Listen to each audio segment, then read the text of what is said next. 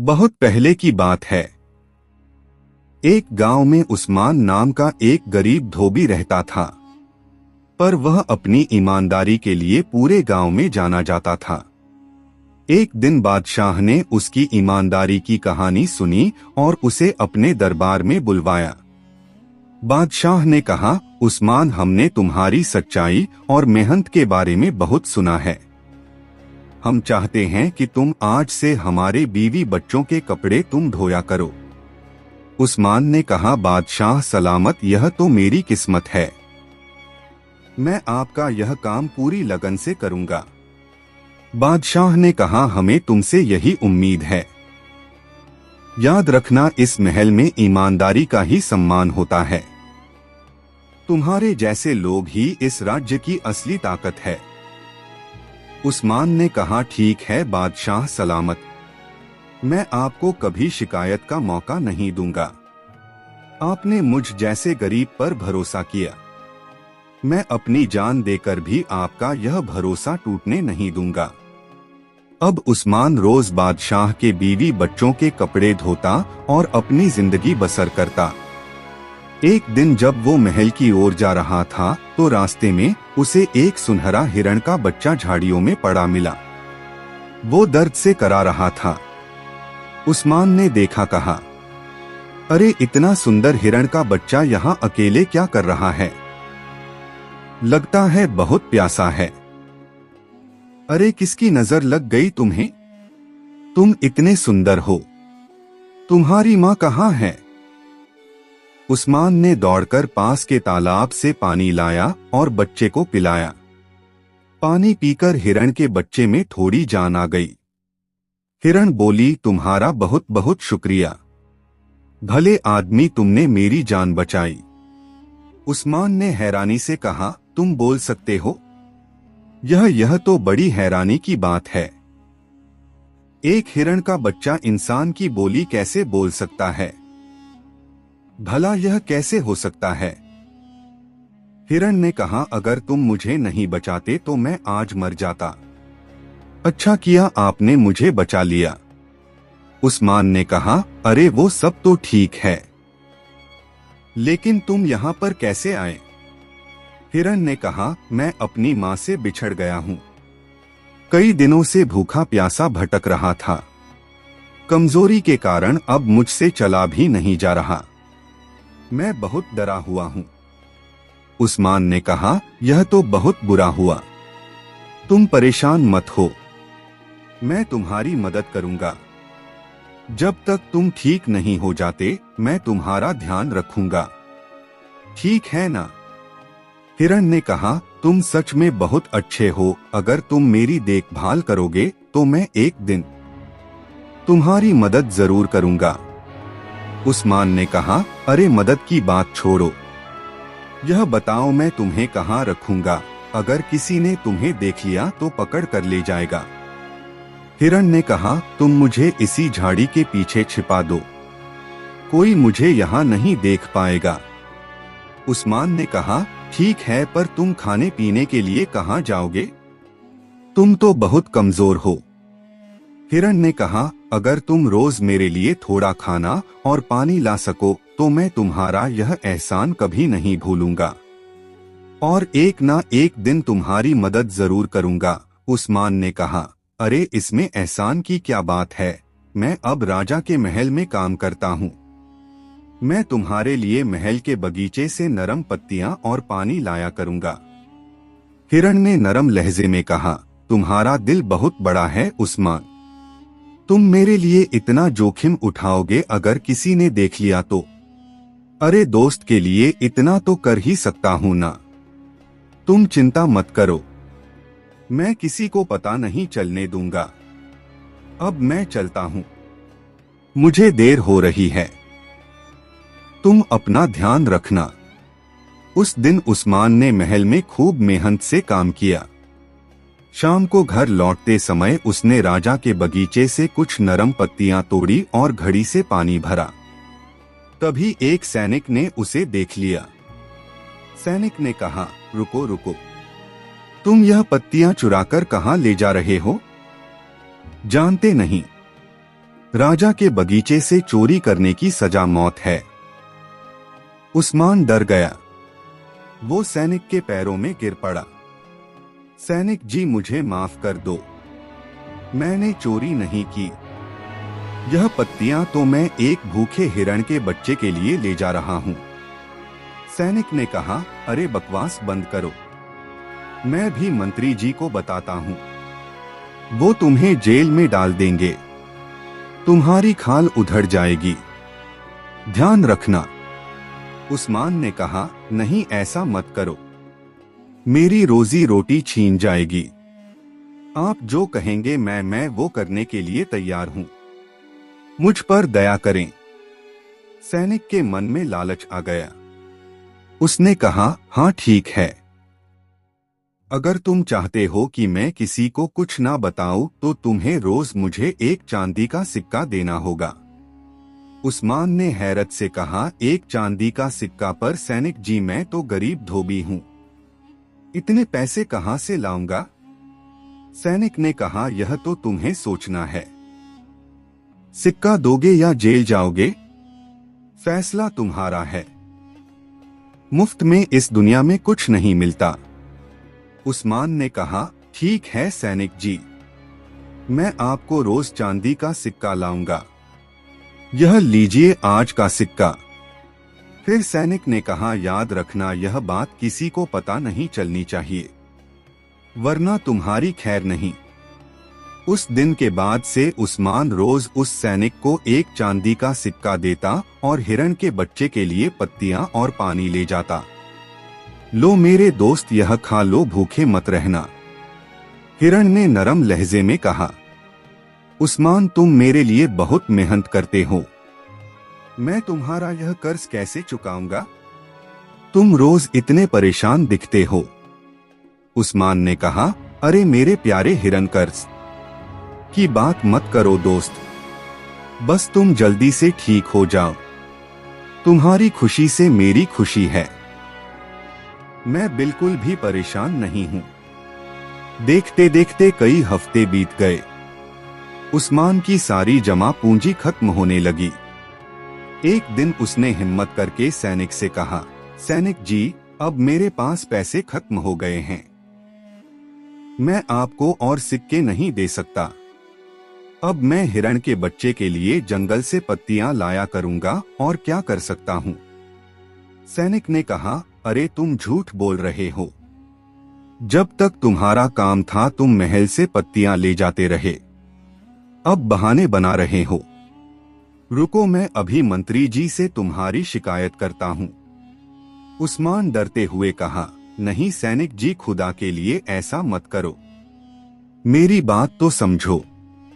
सैनिक ने कहा, अरे यह नाटक रचना बंद करो, रुक, तेरी तो खैर नहीं। सैनिक सीधा मंत्री के पास गया और सारी बात बढ़ा चढ़ाकर बता दी। मंत्री तुरंत वहां आ पहुंचा। वहां पहुंचते ही मंत्री गुस्से से बोला, तुम्हारी इतनी हिम्मत, तुम राजा के बगीचे से चोरी करते हो, हम तुम दोनों को जेल में बंद करवा देंगे। उस्मान मंत्री के पैरों में गिर पड़ा। मंत्री जी, मुझसे भूल हो गई है, पर मैंने यह जानबूझकर नहीं किया, मैंने बस कुछ पत्तियां ही तो ली थी एक बेजुबान जानवर के लिए। अब आप ही बताओ इसमें गलत क्या है? मंत्री ने कहा, चुप रहो, अगर जेल नहीं जाना चाहते हो तो जो तुम सैनिक को देते थे उसका 2 गुना यानी चांदी के 2 सिक्के रोज मुझे देने होंगे। उस्मान ने कहा, मंत्री जी, मेरे पास तो कुछ भी नहीं बचा है, मैं इतने पैसे कहां से लाऊंगा? कहां से लाऊंगा मैं इतना सारा धन? मंत्री ने कहा, यह मैं नहीं जानता, कल से मुझे 2 सिक्के चाहिए, वरना अंजाम पूरा होगा। और हाँ, सैनिक को भी उसका हिस्सा देते रहना। अब उस्मान बहुत परेशान रहने लगा। वह जैसे तैसे करके मंत्री को पैसे देता रहा। उसकी उदासी हिरण के बच्चे से छिपी नहीं रही। हिरण ने कहा, तुम इतने दुखी क्यों रहते हो उस्मान? कोई तो बात है जो तुम मुझसे छिपा रहे हो। तुम्हारी आंखें बताती हैं कि तुम बहुत बड़ी चिंता में हो। मुझे अपना दोस्त मानते हो तो सच सच बताओ। मैं तुम्हें और परेशान नहीं करना चाहता दोस्त। मुझसे जितनी मदद बनेगी मैं करता रहूंगा। असली दोस्त वही है जो दुख में साथ दे। बताओ मुझे क्या बात है? शायद मैं तुम्हारी कुछ मदद कर सकूं। तब उस्मान ने कहा, दोस्त मुझे माफ कर दो। अब तक मुझसे जो बन पड़ा मैंने किया था, पर आज मैं तुम्हारे लिए खाना नहीं ला पाऊंगा। मेरे पास मंत्री और सैनिक को देने के लिए पैसे नहीं बचे हैं। हिरण ने हैरानी से कहा, क्या तुम मेरे भोजन के लिए पैसे देते थे? मुझे माफ कर दो उस्मान। मैंने कभी यह जानने की कोशिश ही नहीं की कि तुम मेरे लिए इतना दुख सह रहे हो। उस्मान ने कहा, अरे नहीं दोस्त, तुम दुखी मत हो। तुम्हारी कोई गलती नहीं है। मैं तो बस यह सोचकर परेशान था कि तुम्हारा पेट कैसे भरेगा। हिरण ने कहा, अब तुम्हें परेशान होने की जरूरत नहीं है उस्मान। मैं अब बड़ा और ताकतवर हो गया हूँ। मैं जंगल में अपना खाना खुद तलाश कर सकता हूँ। उस्मान ने कहा, अरे वाह, ये तो बहुत अच्छी बात है। चलो अब मैं चलता हूँ। हिरण ने कहा, रुको उस्मान रुको। तुमने मेरी बहुत मदद की है। अब मेरी बारी है। मैं तुम्हारी गरीबी हमेशा के लिए दूर कर दूंगा। उस्मान ने हैरत से कहा, वो कैसे? तुम्हारे पास कोई खजाना वजाना है क्या? हिरण ने कहा, मैं तुम्हारे लिए एक जादुई पौधा लेकर आया हूँ। यह सोने का पौधा है। उस्मान ने हैरानी से उस चमकते हुए छोटे से पौधे को देखा और कहा, अरे बाप रे, सोने का पौधा, ये तुम्हें कहाँ से मिला? यह तो सचमुच सोने जैसा चमक रहा है। मैं कोई सपना देख रहा हूँ क्या? हिरण ने कहा, यह तुम्हारी ईमानदारी का फल है उस्मान। प्रकृति भी सच्चे लोगों का साथ देती है। जब तुम इसे लगाओगे तो यह बड़ा होकर तुम्हें सोने की पत्तियां देगा, जिन्हें बेचकर तुम बहुत अमीर हो सकते हो। उस्मान ने खुशी से कहा, सच में यह तो कमाल है। हिरण ने कहा, पर एक बात याद रखना, यह पौधा बहुत जल्दी बड़ा होगा। रात के समय वो अपनी कुछ पत्तियां खुद ही गिरा देता है। तुम सिर्फ उन्हीं पत्तियों को उठा सकते हो। दिन में कभी भी इसकी पत्तियां मत तोड़ना, वरना तुम बहुत बड़ी मुसीबत में फंस जाओगे। उस्मान ने कहा, मैं तुम्हारी बात हमेशा याद रखूंगा दोस्त। पर यह तुम्हें मिला कहां से? हिरण ने कहा, आज जब मैं जंगल में घूम रहा था तो मैंने दो सुंदर परियों को देखा। मैं एक पेड़ के पीछे छिप गया और उनकी बातें सुनने लगा। परियां कह रही थी, कितने दिनों बाद हम धरती पर घूमने आई हैं। यह जगह कितनी सुंदर है। क्यों ना हम अपने परिलोक का एक सोनपरी पौधा यहाँ लगा दें। जब भी हम यहाँ आएंगी तो इस पेड़ के नीचे आराम करेंगी। यह तो बहुत अच्छा विचार है। इस घने जंगल में इसे कोई नुकसान भी नहीं पहुंचाएगा। फिर उन परियों ने वहां कुछ पौधे लगाए और उड़कर चली गई। मैं उनमें से एक पौधा तुम्हारे लिए ले आया। उस्मान ने कहा, तुम सच में मेरे सबसे अच्छे दोस्त हो। तुम्हारा यह उपकार मैं कभी नहीं भूलूंगा। बस याद रखना, इस पौधे के बारे में किसी को मत बताना।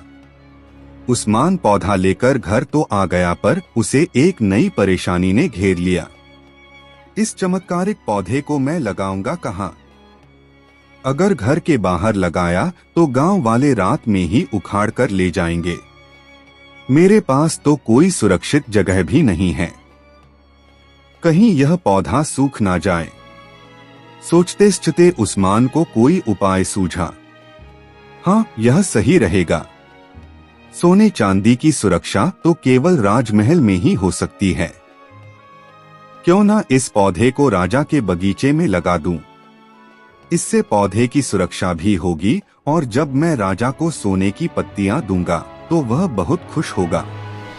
मुझे इनाम भी मिलेगा। मेरी गरीबी हमेशा के लिए दूर हो जाएगी। हाँ, यही सही रहेगा। अगले दिन वह चुपके से राजमहल के बगीचे में गड्ढा खोदने लगा। तभी मंत्री ने उसे देख लिया और बोला, अरे मूर्ख, तू यहाँ क्या कर रहा है? जाकर कपड़े धो ले। बगीचे में गड्ढा क्यों खोद रहा है? उस्मान बहुत सीधा था। उसने मंत्री को सब कुछ सच सच बता दिया। मंत्री जी, यह एक चमत्कारिक पौधा है। इसमें सोने की पत्तियां उगती हैं। मंत्री के मन में लालच भर गया। सोने की पत्तियां कहीं तो मुझे बेवकूफ तो नहीं बना रहा। अगर यह झूठा निकला तो तेरी जीभ खींचवा लूंगा। नहीं मंत्री जी, यह सच है। आप खुद देख लीजिए ना। अब बस हमें इसे सुरक्षित जगह पर लगाना होगा। मंत्री ने मन ही मन सोचा, अगर यह सच है तो सारा सोना मेरा होगा। इस धोबी को मैं एक पत्ती भी नहीं लेने दूंगा। और फिर मंत्री बोला, अच्छा तो यह बात है। तुम इसे यहाँ लगा सकते हो, पर इसमें से जो भी मिलेगा उसका आधा हिस्सा मेरा होगा। समझे? जी मंत्री जी, मुझे मंजूर है। आप बस इसकी सुरक्षा का ध्यान रखिएगा। तुम उसकी चिंता मत करो। यह सब मेरी जिम्मेदारी है। उस्मान ने मंत्री को हिरण की बताई हुई सारी बातें भी बता दी कि पत्तियां रात में ही उठानी है, दिन में नहीं तोड़नी। मंत्री ने इस बात पर ज्यादा ध्यान नहीं दिया। कुछ ही दिनों में वह पौधा एक सुंदर पेड़ बन गया और इसकी सोने की पत्तियां चांद की रोशनी में चमकने लगी। मंत्री ने कहा, वाह उस्मान, यह तो बहुत सुंदर है। इसे देखकर तो मन खुश हो गया। जैसे ही रात हुई और कुछ पत्तियां पेड़ से झड़ी, उस्मान उन्हें उठाने लगा और बोला, मंत्री जी देखिए ना, कितनी अच्छी पत्तियां आई हैं। चलिए अब इन पत्तियों को उठा लेते हैं। जैसे ही उस्मान ने पत्तियां उठाई, मंत्री जोर से चिल्लाया, सिपाहियों पकड़ लो इस चोर को। यह रात में शाही बगीचे से सोनपरी पेड़ की पत्तियां चुरा रहा है। उस्मान ने हैरत से पूछा, मंत्री जी ये आप क्या कह रहे हैं?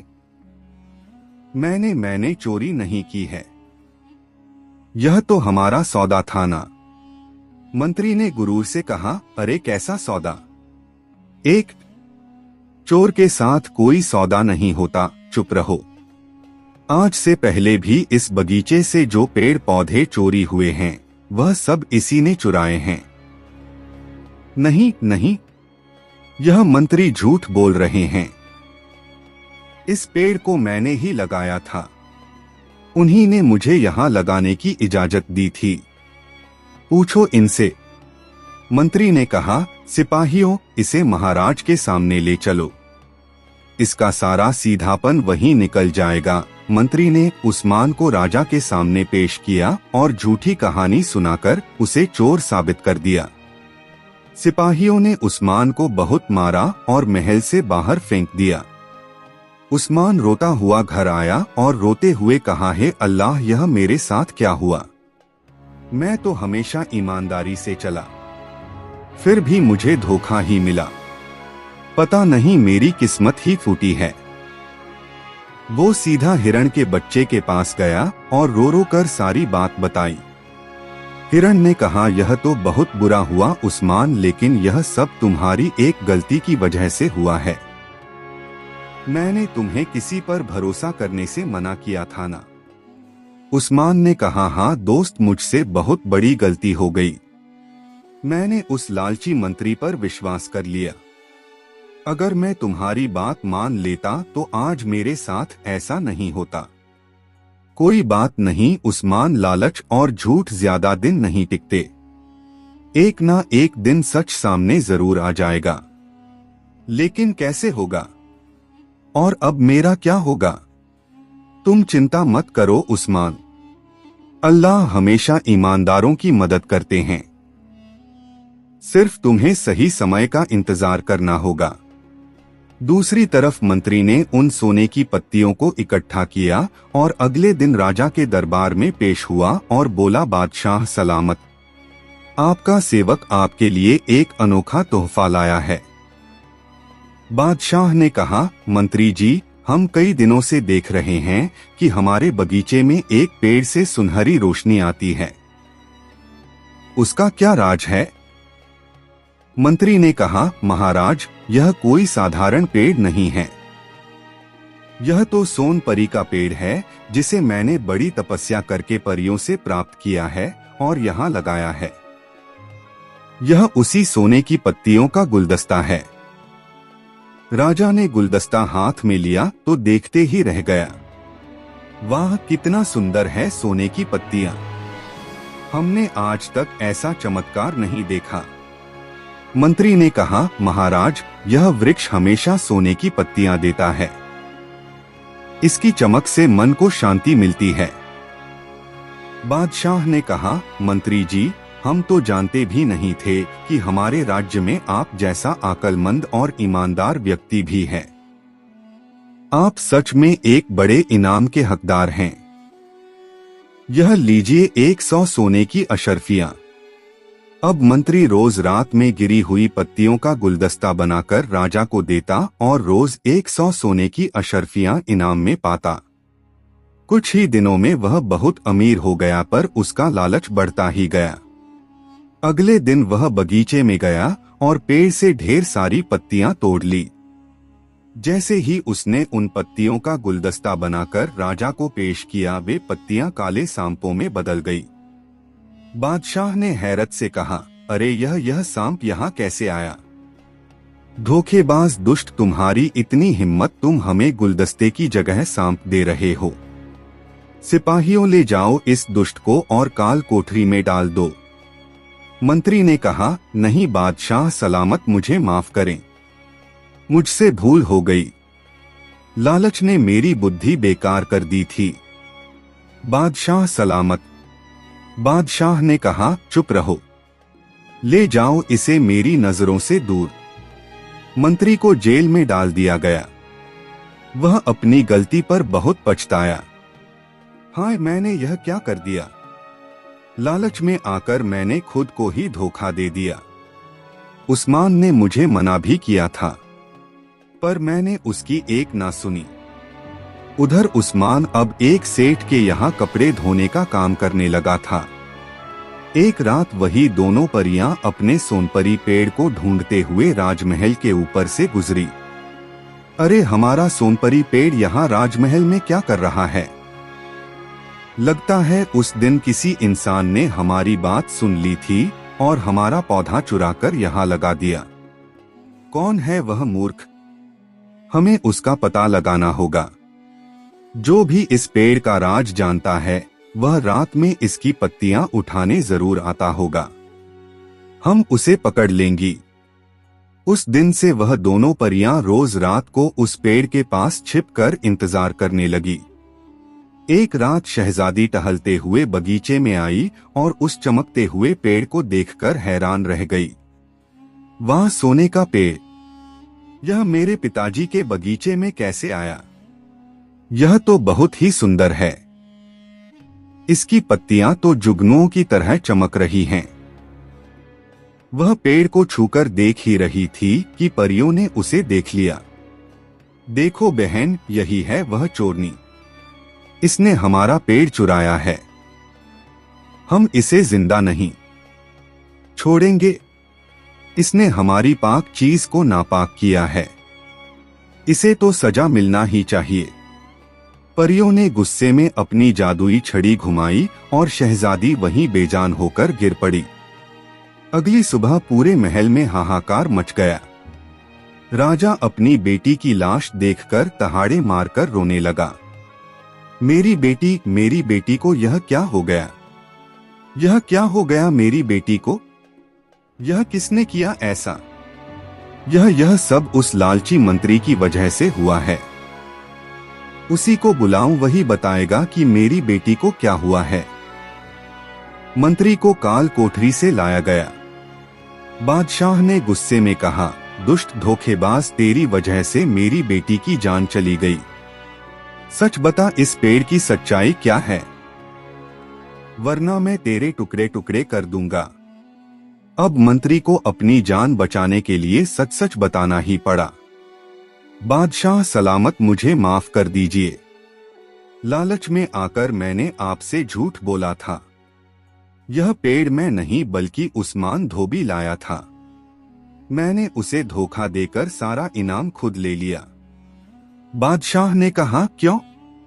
तुम इतने बड़े धोखेबाज हो। तुमने न सिर्फ हमें धोखा दिया बल्कि उस सीधे साधे उस्मान के साथ भी अन्याय किया है। इस दुष्ट मंत्री को कल सुबह फांसी दे दी जाए और उस्मान धोबी को तुरंत हमारे सामने पेश किया जाए। सैनिक उस्मान को लेने उसके घर पहुंचा। जंगल में हिरण ने जब सैनिकों को उस्मान को ले जाते देखा तो वह भी उनके पीछे 6 महल की ओर चल पड़ा। सिपाहियों ने कहा, उस्मान, तुम्हारे उस जादुई पेड़ की वजह से हमारी राजकुमारी की जान चली गई। उसकी मौत के जिम्मेदार तुम हो। उस्मान ने हैरत से पूछा, क्या शहजादी नहीं रही? पर यह कैसे हो सकता है? उस पेड़ की पत्तियों से किसी की मौत कैसे हो सकती है? तभी हिरण दरबार में आ गया और इंसानी आवाज में बोला, बादशाह सलामत, उस्मान को सजा मत दीजिए। इसमें इसकी कोई गलती नहीं है। राजा और सभी दरबारी एक बोलते हुए हिरण को देखकर हैरान रह गए। तुम कौन हो और इस गुनहगार का साथ क्यों दे रहे हो? बादशाह ने कहा, एक बोलता हुआ हिरण, यह क्या बकवास है? हिरण ने कहा, बादशाह सलामत, मैं उस्मान का दोस्त हूँ। मुझे इस पेड़ की पूरी कहानी पता है। उस्मान बेगुनाह है। राजा को पौधे की और परियों की सारी कहानी सच सच बता दी। महाराज, मुझे पूरा भरोसा है कि यह सब उन्हीं परियों ने किया है और सिर्फ वही शहजादी को फिर से जीवित कर सकती है। तो क्या मेरी बेटी फिर से जिंदा हो सकती है? तुम सच कह रहे हो? हाँ महाराज, हाँ। पर इसके लिए मुझे और उस्मान को थोड़ा समय चाहिए। हमें उन परियों से बात करनी होगी। बादशाह सलामत, विश्वास रखिए। सच्चाई के रास्ते पर चलने वालों की मदद अल्लाह भी करते हैं। बादशाह ने कहा, ठीक है। तुम्हारे पास 2 दिन का वक्त है। अगर मेरी बेटी जिंदा नहीं हुई तो मैं तुम दोनों के टुकड़े टुकड़े करवा दूंगा। राजा ने उस्मान और हिरण को छोड़ दिया। उस्मान ने कहा, मेरे प्यारे हिरण, तुमने आज फिर मेरी जान बचाई। अब हम क्या करेंगे? अब हमें शहजादी को बचाने का उपाय सोचना है। मेरे पास एक योजना है। तुम्हें वैसा ही करना होगा जैसा मैं कहूँ। उस रात हिरण के कहने के मुताबिक उस्मान बगीचे के पेड़ के पीछे छिप गया। जब परियां आई और अपनी जादुई छड़ियां रखकर नाचने गाने लगी तो उस्मान ने चुपके से उनकी छड़ी उठा ली। जब परियों को पता चला कि उनकी छड़ी गायब है तो उन सब ने कहा, अरे हमारी जादुई छड़ियां कहाँ गई? देखो देखो, उस आदमी के पास है। हमारी शक्तियां इन छड़ियों के बिना अधूरी हैं। तभी उस्मान ने कहा, परियों, मैं तुम्हारी छड़ी तभी वापस करूंगा जब तुम शहजादी को जिंदा कर दोगी। परियों ने कहा, हम उस चोरनी को जिंदा नहीं कर सकते। उसने हमारा पेड़ चुराया है। परियों ने जब उस्मान से पूरी कहानी सुनी तो उन्हें अपनी गलती का एहसास हुआ। परियों ने कहा, हे नेक दिल इंसान, हमें माफ कर दो। हम नहीं जानते थे कि तुमने किसी की मदद के लिए यह सब किया। तुम्हारी सच्चाई देखकर हमारा मन पिघल गया। हम शहजादी को जिंदा कर देंगे, पर हमारी एक शर्त है। तुम्हें यह सोनपरी पेड़ हमें वापस करना होगा। ठीक है। उस्मान ने कहा, नहीं नहीं, पर आप इस पेड़ को ले जाएंगी तो मेरा क्या होगा? मैं तो फिर से गरीब हो जाऊंगा ना। परियों ने कहा, तुम चिंता मत करो, तुम्हारी ईमानदारी का फल तुम्हें जरूर मिल जाएगा। उस्मान ने सोचा, अगर मेरे गरीब रह जाने से एक जान बचती है तो मुझे मंजूर है। उस्मान ने उनकी बात मान ली और छड़ियां वापस कर दी।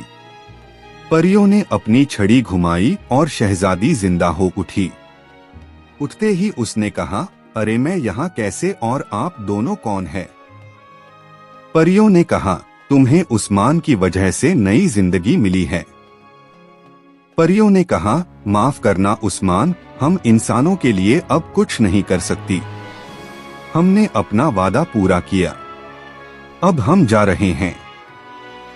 इतना कहकर परियां उस सोन परी पेड़ के साथ गायब हो गई। उस्मान थका सा महसूस कर रहा था, पर उसे शहजादी के बचने की खुशी थी। राजा अपनी बेटी को जिंदा देखकर खुशी से रो पड़ा।